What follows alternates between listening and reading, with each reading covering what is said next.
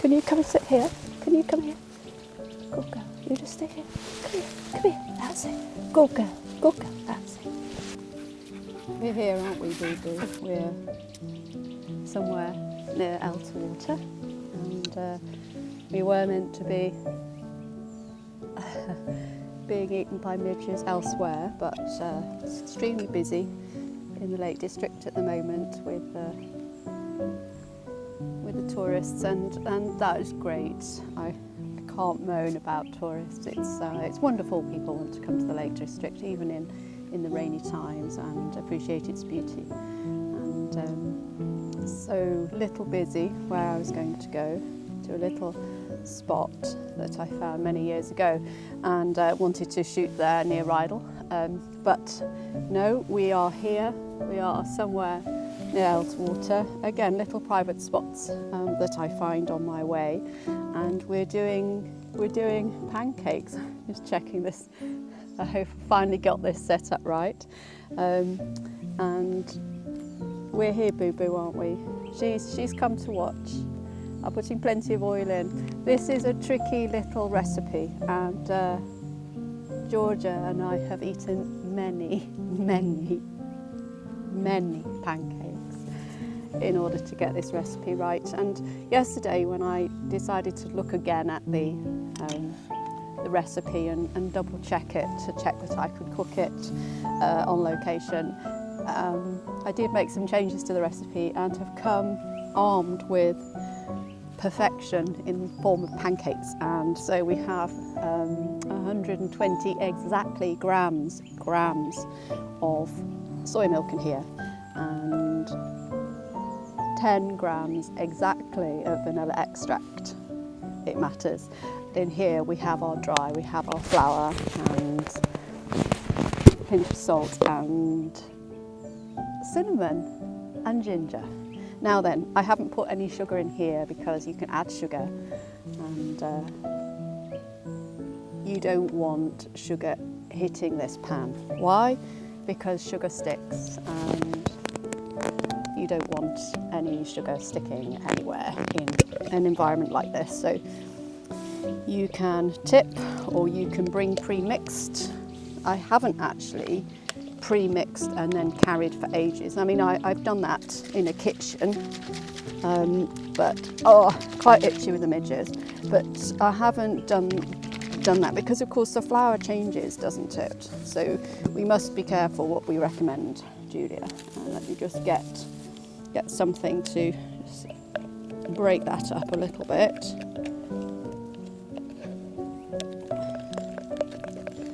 So yes, now I'm on camera doing this, of course, things go wrong. So maybe just shake up your flour in the container before then you add the wet. I mean, honestly, I've eaten hundreds of these. I'm actually a bit done with them, to the point where I'm now coming up with much like different fillings and flavours and everything, because I'm actually really done with sweet ones. You know, so I'm going now. My brain is off, and it's making all sorts of things, and with these. So here we are. I think this is actually looking really quite gloopy. It's like I haven't mixed. Good, got some moss in it. It's like I haven't actually made these before. It's not looking so great, but we'll see what we get, because we're here. We've made the effort to come out and record what actually is the last recipe in the Healing Vegan Home Cook series. So that looks all right now. I mean, it's still got some little pockets of flour in there, but we shall see. So let's just get a spoonful in. We're thinking tablespoon. And I'm on the trangia, obviously, and it is tilted. So we shall still not mix terribly well this, Julia, really and truly. You know, get yours well mixed, it's better than this.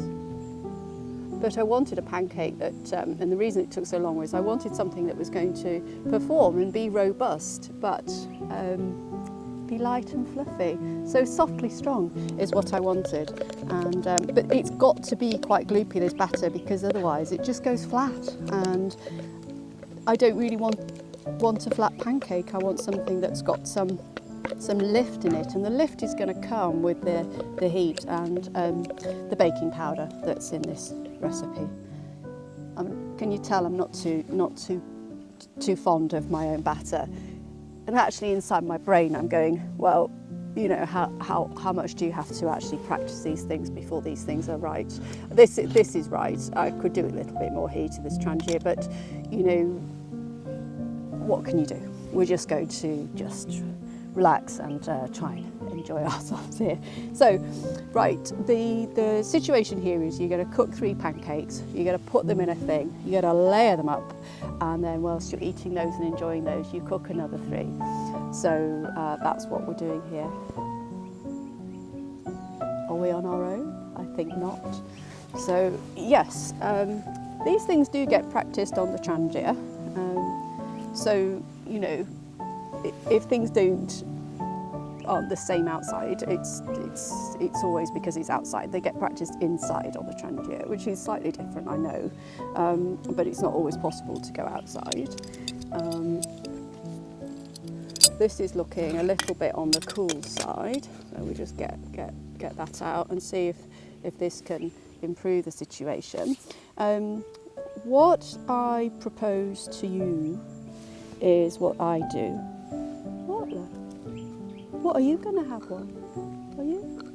Is you've got 3, so peanut butter on one, whilst in pan, if this pan ever gets hot, and then jam on the other one, lay them up here, and then a little bit of fruit and maple syrup and nuts, and we're off. So I bought my peanut butter, I bought my little jam pots as well. This is ginger, because ginger is lovely. I've brought my fruit. I think we can all bring in some fruit, and I've got plums here. Can't actually. Oh yes, I've got plums here and apple. I'm getting a bit more heat in this pan, and plums, apple. We've got some, obviously, as I said, we've got spices in here, and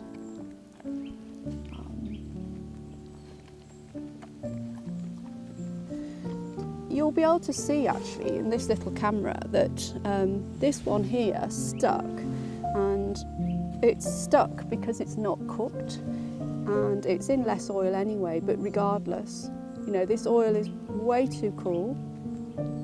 But can you see the little bubbles coming up with this heat now? I've got this pan, it's worked fairly well in practice, but the trangia pan was a no. So a lot of people when they're travelling have a pancake pan because it's not got any other flavours in it. So if you have a pancake pan, ideal. A pancake pan will be thin on the sides or shallow, so you can, you know, get your spatula in. So we're just waiting for these now, and as things cook, they will stick less. So really, once you've got some heat in, you know, and the bubbles start forming, it won't be long. It's a minute on each side. It's difficult with the oil. I want plenty of oil, but you know your pan, and you might like less oil. But in this situation, when I'm demonstrating, obviously what I'm thinking about is the last thing is a stick. We don't want stick when we're here, and we've come here to do this. So I put a little bit more oil in. So now I've got these 3 and they're going quite well, although I have to say I find turning them over a little bit tricky, but we've got them now, and I'm feeling quite excited. So on we go. So get a little bit of peanut butter and put it just on top of one of the pancakes. Spread him out a little bit. Ouch. Spread him out a bit. So he warms up. Get some ginger Honestly, this ginger preserve that I found, it's just Asda, but wow, lovely, isn't it? Lovely, lovely. Are you you looking forward to having some of these? So there we go. We've got that now. That's looking a bit greasy. The first ones out are always a bit greasy, I think, and the pan soon changes. And this is straight from being washed after all. So we've got this now. So we're going to just let that cook through. They should be really, really soft, but actually you can throw them around. So I put the bottom one, it's the peanut butter, then jam, then the other one. This is not at all how it was in practice, to be honest. This pan sat very nicely in practice. I was very, very happy with the practice in the pan. I was struggling with the trangia. The sides was just too square, and I thought, you know what, I've just got that lovely Scoville, I'll just use that. So the second round always goes really well and a bit better than the first round, if we're honest, so we'll be honest. So whoops. So here we go. So that looks all very nice there, and then you can get your knife clean. You can get some fruit salad as well. And people will be cringing, going, oh, that knife's very sharp. It is, it's an Opinel, I think. It's a super sharp knife. It's really good. But we know, I'm all right, don't you worry. But we can all bring a bit of fruit, can't we? A bit of banana or something. And let's just check, yeah, that's still on. And then we just use the apple as a bit of a chopping board.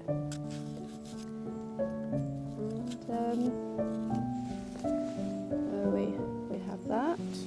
Those are looking good. You see, I told you, they do really improve after a bit of time. And then I have here, just double checking.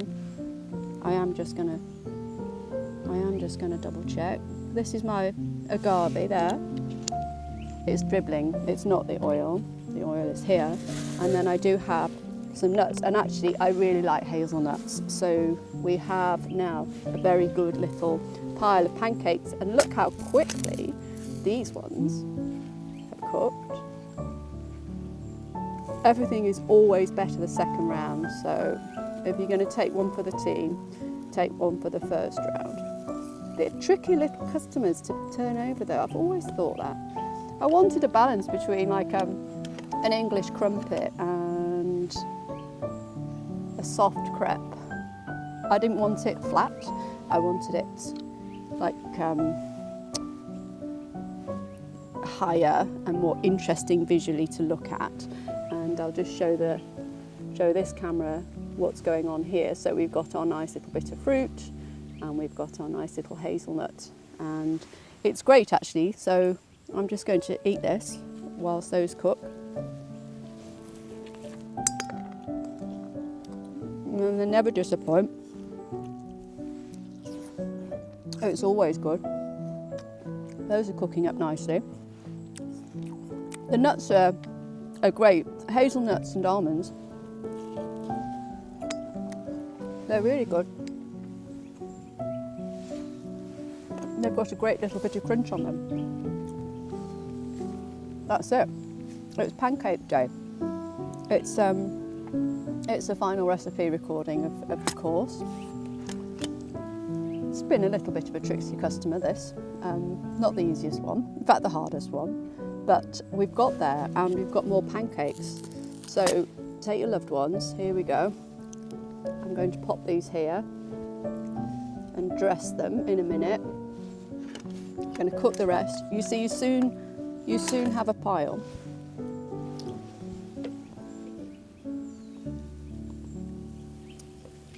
Of pancakes. I think these moles might have to be Georgia's. Did I say that, Georgia? Yes, I did. Yes, I did. So we've got 369 out of the recipe, which is fine. I said there would be 8, I think, in the recipe when I wrote it. So that's okay. I'm just going to turn that down a little bit now, actually.